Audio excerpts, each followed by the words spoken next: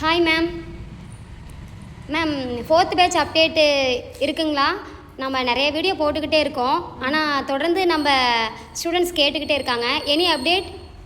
Update எத்தனை time கொடுத்தாலும் update வந்து கேட்டுகிட்டே தான் இருக்காங்க எல்லாருமே. ஸோ பார்த்தீங்கன்னா அட்ரஸ் எல்லாம் இப்படி பேக் பண்ணி நம்ம ஒட்டிகிட்டு இருக்கோம்.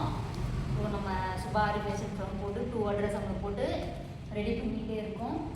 இந்த 1 வீக்கில் வந்து மெட்டீரியல் எல்லாத்துக்குமே ரிசீவ் ஆகிடும்.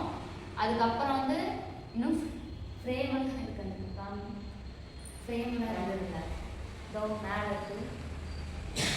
ஓகே, ஃப்ரேமெல்லாம் இன்னுமே டேமேஜ் ஆகாமல் வர மாதிரி ஒரு பிளான் பண்ணியிருக்கோம். ஸோ முடிஞ்சதுன்னா போன பேட்ச்லேயே நிறைய டேமேஜ் ஆச்சு, அவங்களுக்கு அமௌண்ட்டுமே நம்ம ரீஃபண்ட் பண்ணோம். இந்த டைம் அந்த மாதிரி ஆயிடக்கூடாது அப்படிங்கிறதுக்காக நம்ம நிறைய ப்ராசஸ் பண்ணி அனுப்புகிறோம். ஸோ அந்த கவர் ஆர்டர் போட்டுட்டு அது வந்தோடனே ஃப்ரேமும் சேர்த்து ஃப்ரேம் கேட்டவங்களுக்குமே கிளாத்து கேட்டவங்களுக்கு கொரியர் போட்டுருவோம். இன்னும் ஒரு 1 வீக்கில் எல்லாத்துக்குமே மெட்டீரியல் ரிசீவ் ஆகிடும்.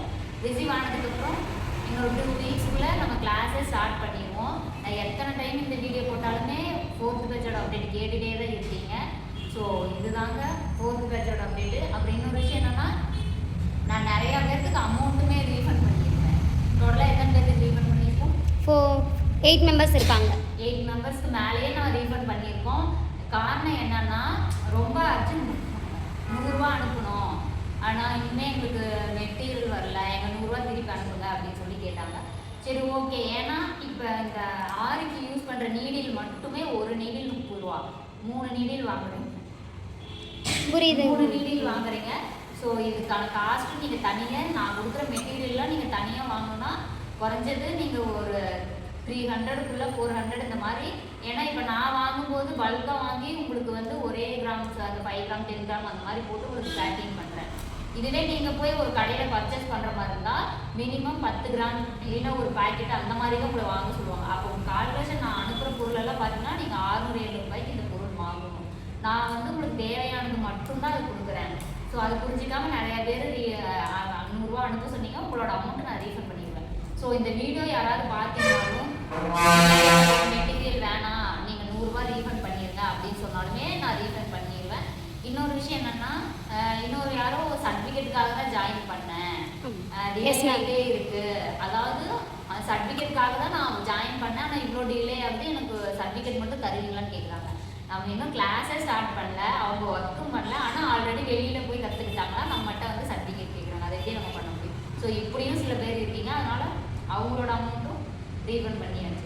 ஸோ இந்த மாதிரி இதுதான் ரீஃபண்ட் பண்ணிக்கிட்டு இருக்கோம். மேம் இன்னொரு டவுட்டு, ஸ்டூடெண்ட் வந்து நம்ம ஃப்ரேம் கிளாத்து மெட்டீரியல் வந்து எப்படி இருக்கும், குவாலிட்டி எப்படி இருக்கும் அப்படின்னு சொல்லி கேட்குறாங்க. நல்ல குவாலிட்டியாக தான் இருக்கும். ஸோ பிராண்டட் தான், நம்ம நீடிலும் பிராண்டட் தான், கொடுக்குற த்ரெட்டும் பிராண்டட் த்ரெட்டு தான். இப்போ தான் ஒரு வீடியோவாக போஸ்ட் பண்ணி வந்துக்கிட்டே இருக்கேன். இப்போ நேற்று கூட ப்ளவுஸ் எப்படி மார்க் பண்ணி நம்ம போடுறது அப்படிங்கிற வீடியோ. ஸோ இந்த மாதிரி நிறைய வீடியோ அப்போமே உங்களுக்கு எல்லாமே வந்துட்டு தான் இருக்கும். ஸோ மிஸ் பண்ணாதீங்க.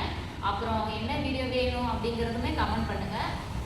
3rd பேட்ச் கூட சர்டிஃபிகேட்டு கேட்டிருந்தாங்க. ஸோ முடிஞ்ச அளவுக்கு நான் இப்போ ஒரு 10 பேர் பக்கமாக ப்ளவுஸ் போட்டு அனுப்பிச்சிட்டாங்க, அவங்களுக்கும் கொரியர் பண்ணியாச்சு. இப்போ அதுவுமே உங்களுக்கு ஆட் பண்ணுறேன். மீதி இருக்கிறவங்க எல்லாம் மெயினாக ப்ளவுஸு த்ரெட் ஒர்க்கில் போட்டு அனுப்பிச்சிடுங்க. சும்மா ப்ளைனாக ஒரு 2-3 லைன் போட்டு எனக்கு சர்டிஃபிகேட் வேணும்னா கண்டிப்பாக நான் தரமாட்டேன். ப்ராப்பராக நீட்டாக இருந்தால் மட்டும்தான் சர்டிஃபிகேட் தருவேன். அதுவுமே கமெண்ட்டில் கேட்டுருந்தாங்க ஒருத்தவங்க, 3rd பேட்ச் சர்டிஃபிகேட் வந்து எப்போ தருவீங்கன்னு. கொரியர் சார்ஜ் பே பண்ணியிருக்கீங்களான்னு அவங்களுக்கு நான் ரிப்ளை பண்ணியிருக்கேன். அவங்க இன்னும் எனக்கு எந்த ரிப்ளையும் பண்ணல. முடிஞ்ச அளவுக்கு என்ன சொல்கிறேங்கிற அப்டேட்டை டெய்லி வாட்ச் பண்ணுங்கள். நீங்கள் அது தெரியாமையே உடனே வந்து கேட்குறீங்க, அதுக்கான வீடியோவும் நான் போட்டிருப்பேன். ஸோ இதுதான் இன்னைக்கான அப்டேட். நாளைக்கு வீடியோவில் பார்க்கலாம். நம்ம இன்னொரு மோஸ்ட் ஆஃப் தி கேட்குறது ஸ்டூடெண்ட் என்ன அப்படின்னா, 4th பேட்ச் வந்து நீங்கள் ஸ்டார்ட் பண்ண போகிறீங்க, அடுத்த ரிஜிஸ்ட்ரேஷன் எப்போ அப்படின்னு சொல்லி கேட்குறாங்க. இப்போ வரைக்கும் 5th ரிஜிஸ்ட்ரேஷன் பற்றி நான் எதுவுமே யோசிக்கவே இல்லை. இப்போ 4th ரிஜிஸ்ட்ரேஷன் பண்ணவங்களுக்கு மெட்டீரியல் அனுப்புனா போதுங்கிற மாதிரி தான் இருக்குது. அது எப்படி சொல்கிறது, 4th பேட்ச் தொடங்குறப்ப இல்லை பாதியில் வந்து ரிஜிஸ்ட்ரேஷன் ஸ்டார்ட் ஆனாலும் ஸ்டார்ட் ஆகும். ஓகேங்க மேம், தேங்க்யூ.